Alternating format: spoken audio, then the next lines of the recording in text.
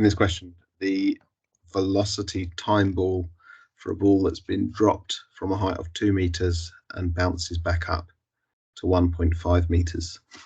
So points that we know it starts at a speed of 0. So we're expecting it to start from the origin on our axes.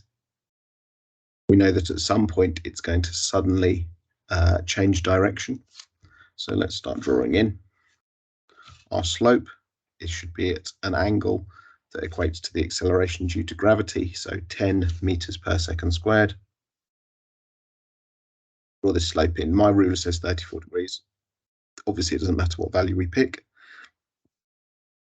When it hits the floor, it rebounds so that it suddenly changes direction.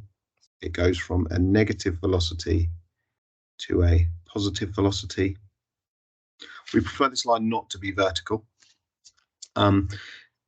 Vertical implies that it changed in no time at all. Tennis balls are quite squidgy, so it would have spent some time in contact with the floor. Having collided with the floor, it starts to accelerate under the influence of gravity again. This is now it traveling upwards, having bounced. So the next triangle that we draw should represent the distance it travels upwards. In terms of marking values on here, I think if we're limiting to the data that was given in the question, we might want to show that this area here has a size of 2.0 meters. That's the distance it fell downwards.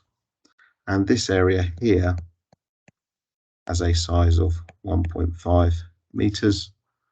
And lastly, we may want to put on here that the gradient of our line at this point is 10 meters per second squared, 9.8 I suppose we should say, and equally here minus 10 meters per second squared.